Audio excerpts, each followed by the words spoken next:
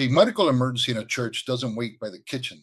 It happens in the pew, the nursery, the fellowship hall, and the parking lot, and usually to an older member minutes before EMS arrives. Most churches have one dusty first aid box or trauma gear that's locked in the security office. Neither works. By the end of this presentation, you'll know exactly what to stage, where, and who runs it, and you'll be prepared without looking too militarized. The first thing we need to fix is the way churches think about first aid. A first aid box is not a plan. A trauma bag is not a plan. An AED on the wall is not a plan if nobody checks it, nobody trains on it, and nobody knows where it is. A real church medical system has to solve two common failure points. The first failure point is being too centralized. That is the church where everything is in one place. Maybe it's in the kitchen. Maybe it's in the church office. Maybe it's locked in a closet. But the problem is the same. The emergency usually happens somewhere else. If someone collapses in the sanctuary, the kitchen first aid box doesn't help much. If a child has an allergic reaction in the nursery, the kit locked in the security office does not help much. If someone falls in the parking lot, the AED inside the lobby does not help much if nobody knows how to get to it fast. The second failure point is being too weak. That is the church that technically has first aid supplies, but not the things needed for serious problems. They may have bandages and ointment, but no bleeding control supplies. They may have an AED, but no inspection process. They may have volunteers who want to help, but no simple cards telling them what to do. So the solution is not just buying a bigger box. The solution is a distributed system. Distributed means the supplies are placed where the emergencies are most likely to happen. Welcoming means the gear does not look like a military setup. Volunteer friendly means the system is simple enough that ushers, greeters, children's workers, parking lot volunteers, and safety team members can understand where things are and what their role is. The line we hold is very clear. No active shooter branding on public medical kits. No gear that scares families. No trauma supplies locked away from the volunteers who may need them. And medical gear never shares a compartment with a firearm. That last point matters. If a safety team member carries medical gear, that medical gear needs its own space: an ankle kit, a flat belt mount, a jacket insert, a desk kit, or a dedicated pouch, not the same pouch as a weapon. Everything in this system should end the same way: stabilize the person, call for help, and hand off to EMS. That is the mission. Not heroics, not looking tactical, not overstepping scope. Just calm, prepared, organized care until professional help arrives. Now let's talk about what churches are actually planning for. A church is different from a business, a school, or a sporting event. You may have infants, children, teenagers, young adults, older adults, people with chronic medical conditions, volunteers cooking food, people walking across parking lots, and large crowds all under one roof. And it happens on a schedule: Sunday morning, Wednesday night, youth group, holiday services, funerals, retreats, special events. That means your emergency profile is predictable. There are six major categories every church needs to think about. The first is cardiac and medical events. So this includes cardiac arrest, chest pain, stroke symptoms, fainting, diabetic emergencies, seizures, allergic reactions, and breathing problems. These are not rare, especially in congregations with older members. The second is older adult falls. Falls are one of the most predictable emergencies in church life. People trip on curbs, rugs, steps, wet pavement, uneven sidewalks, and crowded aisles. And when the person is older, a simple fall can become a serious medical event.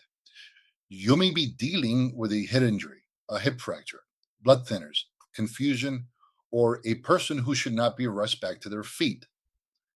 The third category is children's ministry. Children bring a completely different risk pattern: scrapes, bumps, choking, allergic reactions, playground injuries, snack time issues, and parent notification. Children's ministry also needs documentation. You are caring for other people's kids, so the response has to be organized and policy driven. The fourth category is kitchen and fellowship hall injuries. Church meals create predictable problems: burns, knife cuts, slicer injuries, slips, choking, hot drinks, crowded serving lines. So the kid in that area needs to match that environment. The fifth category is the parking lot and exterior area. So this is easy to ignore, but it is a major risk zone. Falls, vehicle strikes, heat related fainting, slips in the rain, poor lighting at night, and trouble getting EMS to the right entrance. A perfect medical kit inside the building does not help if the person is down near the far end of the lot and the ambulance is circling the wrong side of campus. The sixth category is severe bleeding and violence readiness. Now, this does not mean the church has to look too militarized. It means you accept reality. Severe bleeding can happen from an accident, a fall through glass, a tool injury, a vehicle strike, or a violent incident. The safety team or the nearest volunteer may be the first person there. That is why bleeding control supplies have to be reachable, simple, and paired with training. Now, the anchor point for this entire system is the AED. Immediate CPR and early AED can double or triple survival rates from cardiac arrest. That one fact should shape the way a church places its AED. It should be known, it should be reachable, it should be inspected, and people should know how to use it. An AED hidden in an office is not good enough. An AED that nobody checks is not good enough. An AED that only one person knows about is not good enough. And if you remember one thing from this section, remember this: the AED is not a decoration, it is the anchor of the system.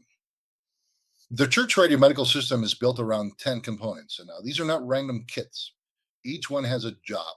Each one belongs in a certain place. Component one is the greeter or usher pocket kit. This is for the volunteers closest to the congregation. They're often the first people to notice something is wrong. Component two is the security team IFAC or the individual first aid kit. This is a discrete bleeding control kit for the safety team. It's not a public tactical display.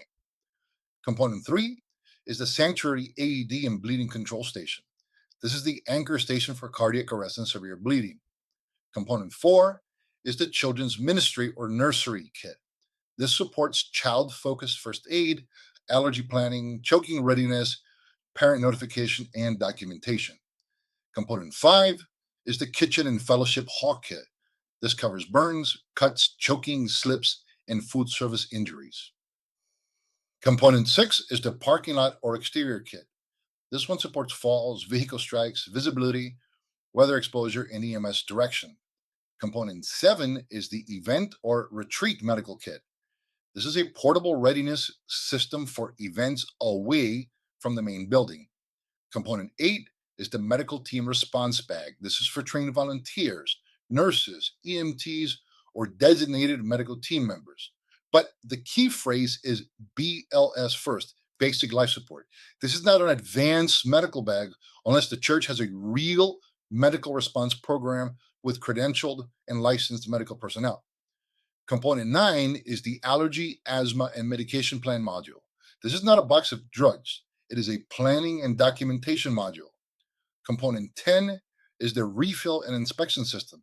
This keeps the whole system from becoming decoration. Kits fail when nobody checks them. So the goal is simple: not one box, not one closet, not one person, a system.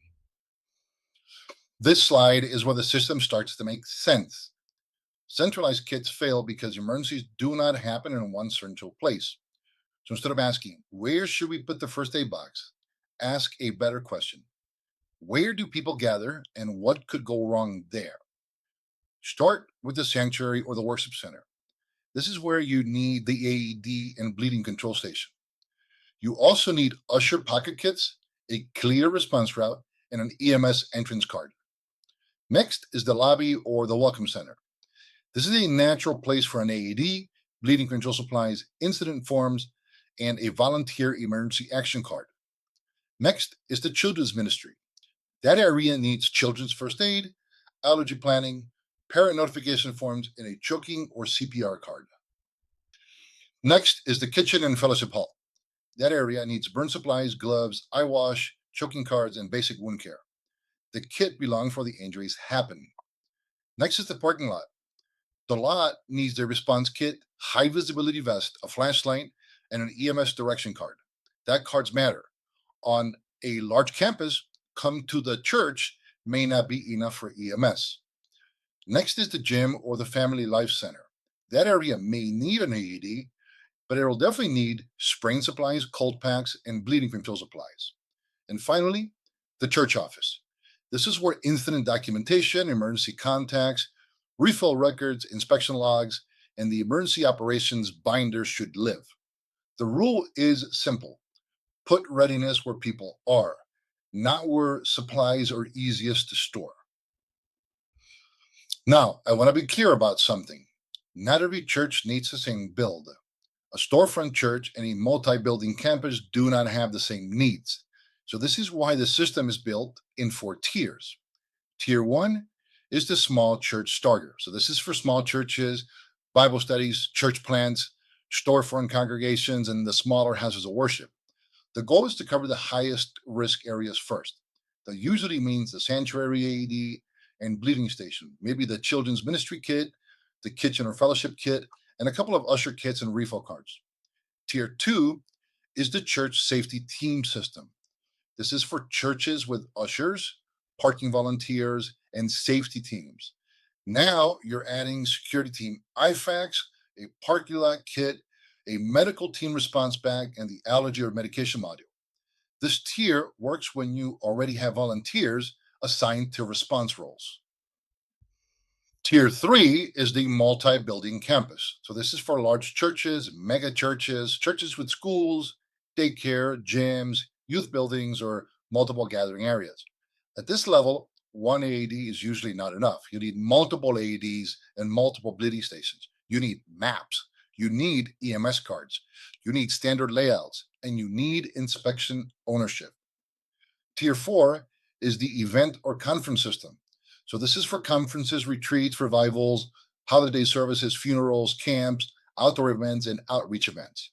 These events change the normal risk pattern. You may have more people, different locations, poor access, weather exposure, children, older adults, and volunteers who don't know the site. To choose your tier, ask 3 questions. How many people gather? How many buildings or zones do you have? And how fast can a volunteer reach the AED, bleeding supplies, and EMS access information? That tells you where to start. All right, now let's get into the actual build lists. Kit one is the greeter or usher pocket kit. This is the first contact kit. Your greeters and ushers are often the first people to notice a problem. They see someone stumble. They see someone collapse in a pew. They notice someone who looks pale, confused, short of breath, or unsteady. They do not need to look like medics. They do not need a big trauma bag hanging off their belt. They need a discreet, low profile insert that helps them do the first few useful things. This includes gloves, compressed gauze, a mini pressure wrap, a CPR face shield, a note card, a marker, and an emergency action card that tells them who to call and where the AED is. The goal is calm readiness, not intimidation.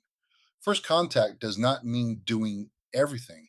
It means recognizing the problem, starting simple care, calling for help, and getting the right people moving. The second kit on this page is the security team IFAC. So this is a discrete bleeding control kit.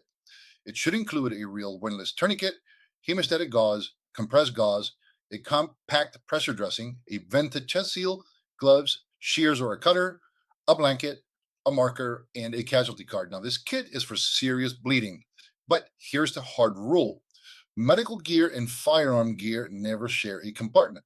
Never. A person reaching for medical supplies should not be reaching into the same space as a weapon. A volunteer helping with a bleed should not have to interact with firearm equipment. And the church should not blur the line between the medical mission and the security mission. So carry the IFAC on an ankle, a flat belt mount, a jacket insert, or stage it at the security desk, but not in the same pouch or near the vicinity of a gun. Medical care stays clean, separate, and focused on the patient. Kit three is the anchor station. If you build only one station first, build this one. The sanctuary AED and bleeding control station needs to be visible, accessible, inspected, and known to volunteers. Those four words matter. Visible means people can find it. Accessible means they can open it and use it. Inspected means someone checks it. Known means volunteers can go to it without guessing. This station covers two timed critical emergencies: cardiac arrest and severe bleeding. A cardiac arrest patient needs CPR and AED used fast. A severe bleeding patient needs pressure, a tourniquet, or wound packing fast. This is why the station needs to be located in a major gathering area, not hidden, not blocked, not tucked away in an office. For larger churches, one AED may not be enough. The real question is not, do we own an AED? The real question is, can a volunteer reach the AED, bring it back, and start using it quickly from any major gathering area? If the answer is no, then AED coverage is weak. Every AED station also needs training. People should know where it is. They should know how to open the cabinet. They should know what the AED voice prompts sound like. They should know who calls 911. They should know who starts CPR. And somebody needs to inspect the station every month. Why? Because pads expire, batteries expire, cabinets get blocked, supplies get used. So the monthly inspection tag is not decoration. It is proof that someone owns the readiness. The children's ministry has a different risk pattern. This is not just a smaller adult kit.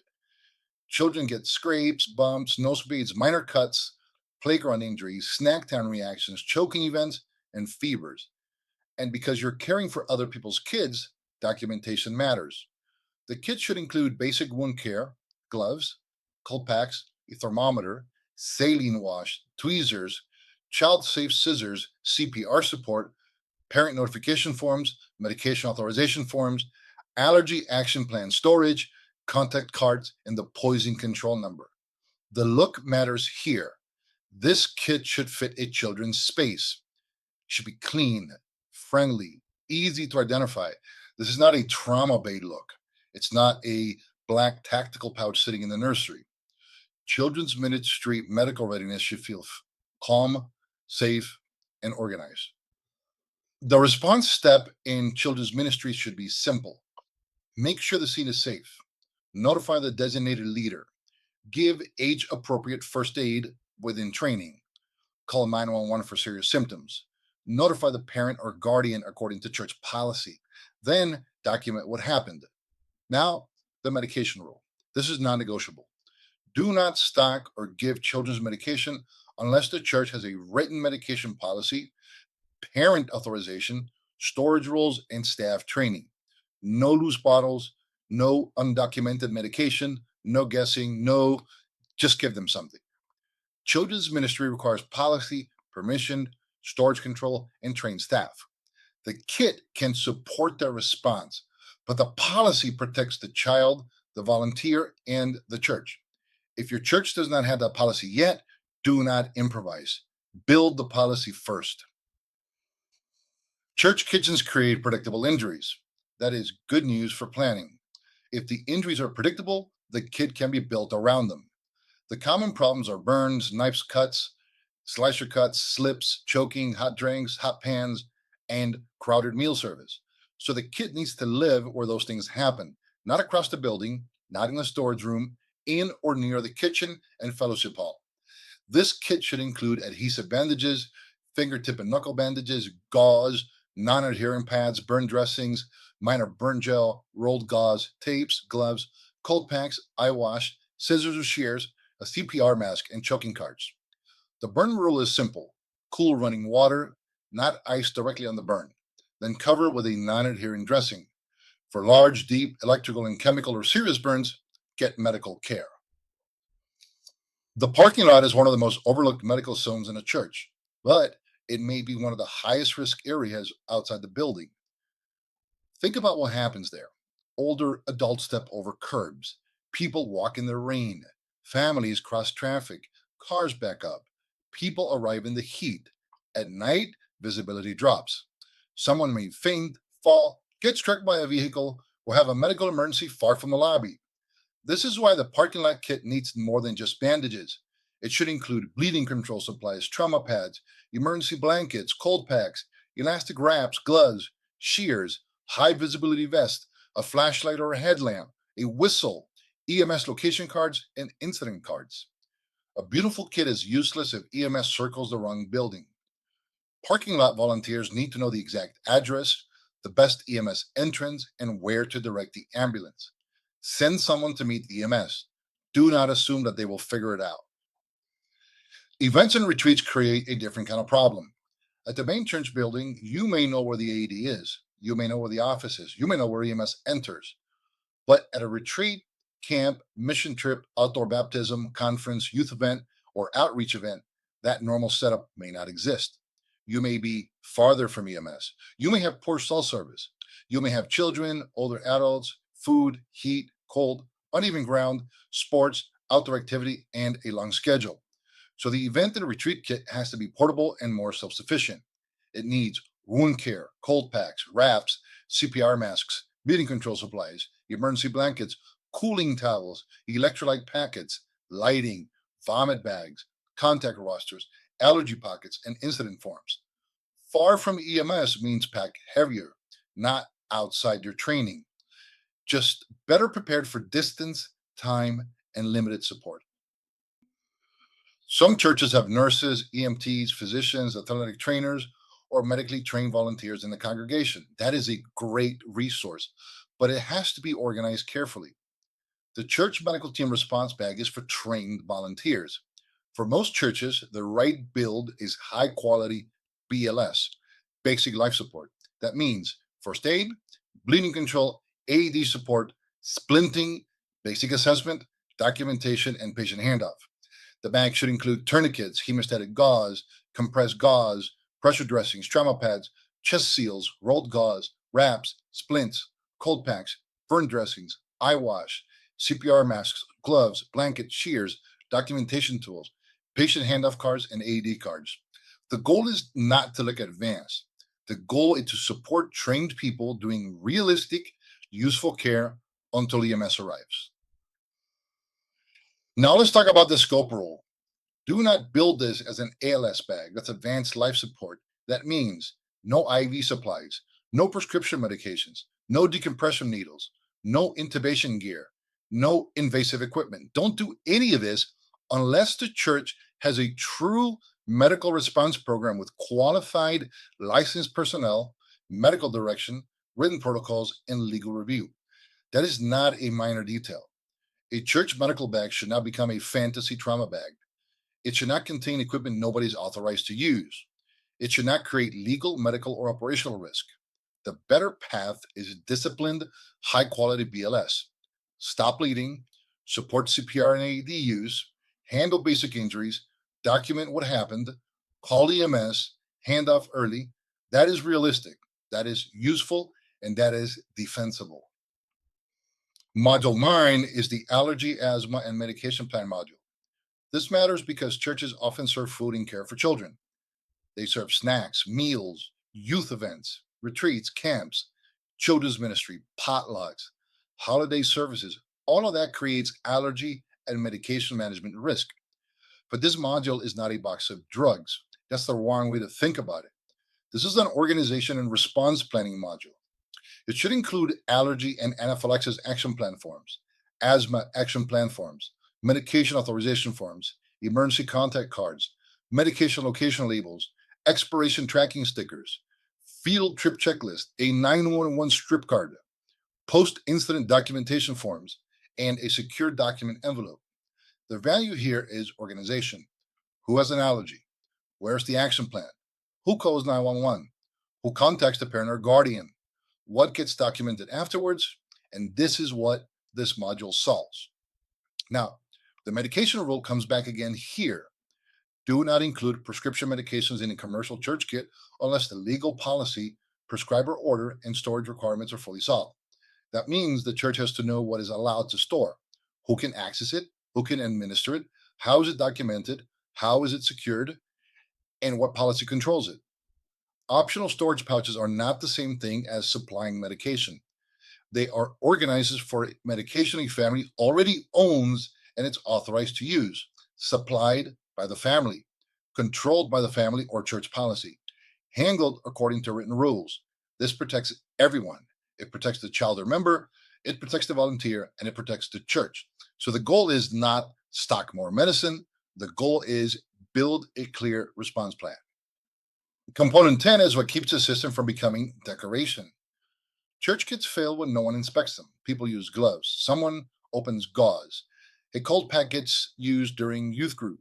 Bandages disappear. AED pans expire. Batteries die. Forms runs out. Tamper seals break. And if nobody owns the system, nobody notices until the emergency happens. That is why the refill and inspection system matters. Each kit needs a refill plan: bleeding control refills, children's ministry refills, kitchen and fellowship hall refills, AED station refills, event and retreat refills, and an inspection or admin pack. Look, this is not glamorous, but it's the difference between a real system and a box that slowly becomes empty. Readiness is not what you bought last year. Readiness is what is still present, sealed, inspected, and usable today.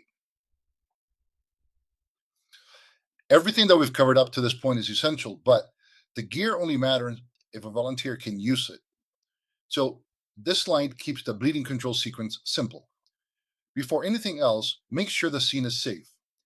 If it is safe to approach, send someone to call 911. Send someone to meet EMS at the entrance. And if cardiac arrest is possible, send someone for the AED. Glove up if you can, then start with direct pressure. Expose the wound if you can.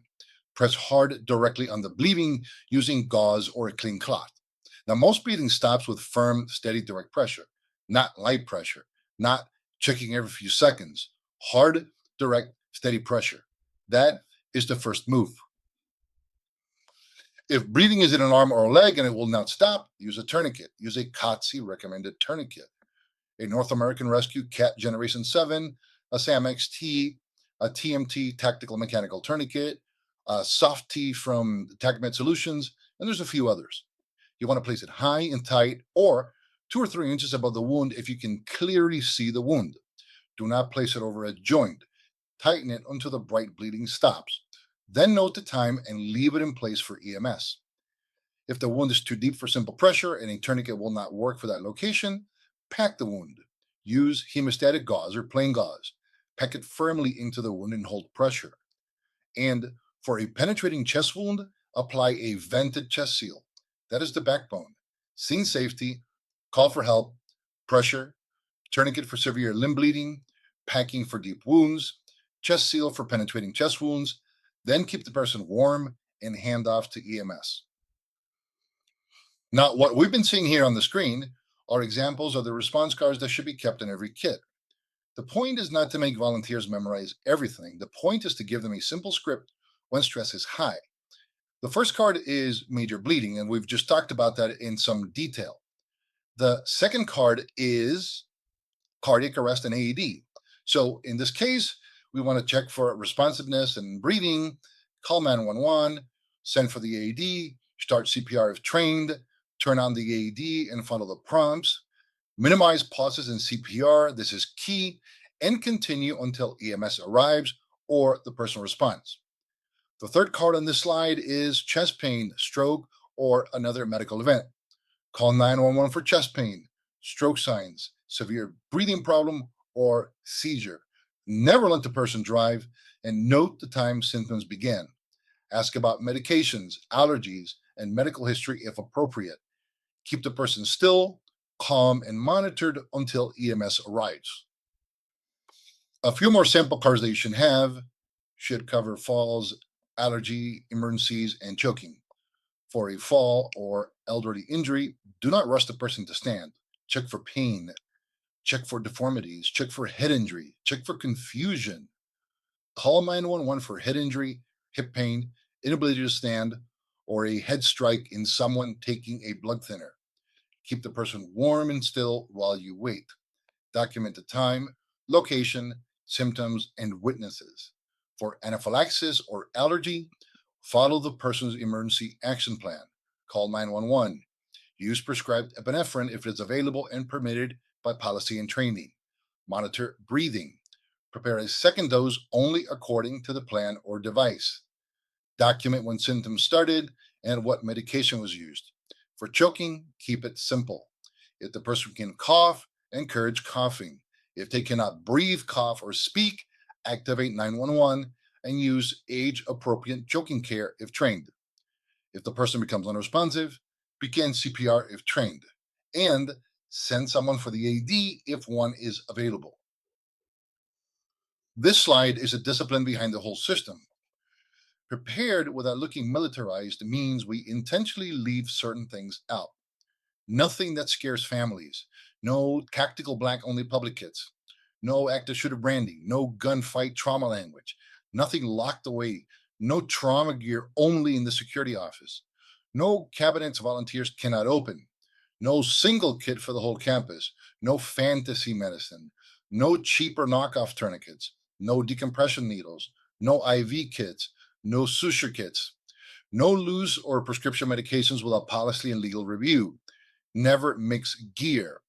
Security team medical supplies are never in the same compartment as a weapon, and never skip the basics. No AED without an inspection plan. No first aid supplies without training cards. That is how the system stays professional, calm, and usable. Now, here's what we build in: clean, calm, professional design. A red, white, or blue and white medical look. Separate children's ministry styling where it makes sense. Clearly marked public stations. Discrete pouches for the safety team.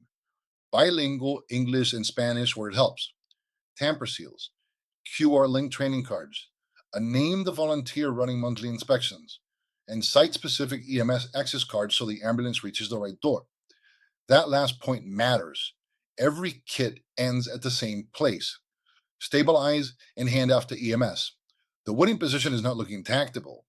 The winning position is readiness for the people, places, and emergencies houses of worship actually face. Prepared, welcoming, distributed, ready. This system is not built on opinion. The doctrine behind it can be checked. For comprehensive planning, houses of worship should build security and emergency operations plans across the hazards they face. That points back to CISA and FEMA. For CPR and AED readiness, the American Heart Association and the CDC are the key references. Immediate CPR and early AED use can double or triple survival from cardiac arrest. For older adult falls, the CDC reports that more than 14 million adults aged 65 and older fall each year. That's about 1 in 4. For severe bleeding, the guidance is direct pressure first, a tourniquet for severe limb bleeding when trained, and wound packing where a tourniquet will not work. That points to the American Red Cross, the American College of Surgeons, and Stop the Bleed. For food allergy emergencies, programs that serve children should plan for anaphylaxis and allergy response. That points to the CDC and the American Academy of Pediatrics. So don't take our word for it. Verify it yourself. Now, as we start to close, I want to remind everyone that this is educational. Nothing that I've said today is medical or legal advice. Every church needs to follow applicable law, church policy, and local EMS guidance. That matters because churches are not all the same. A small church, a church with a daycare, a church with a school in a large multi-building campus may all have different requirements. Medication rules may vary. AED program requires may vary. Volunteer scope may vary. Storage rules may vary. So the right approach is not guessing. The right approach is policy, training, documentation, and local guidance. This slide also includes poison help, 1-800-222-1222. That number belongs anywhere children, food, medications, or household chemicals could become part of an emergency. The bottom line is simple. Build the system responsibly. Train people, inspect the gear, follow policy, stabilize, and hand off to EMS. This is the simple close. The church-ready medical system is built around one standard: prepared without looking militarized. It is medical readiness for the people, places, and emergencies houses of worship actually face. That means AED and CPR readiness, bleeding control, falls, children's ministry, kitchen and fellowship hall injuries, parking lot response, events and retreats. It also means clean design, calm language, volunteer-friendly access, and a system that does not scare families. The goal is not to make the church look tactical. The goal is to make the church ready, welcoming, distributed, ready. And the final standard is the same every time: treat, stabilize, and hand off to EMS. That is church ready.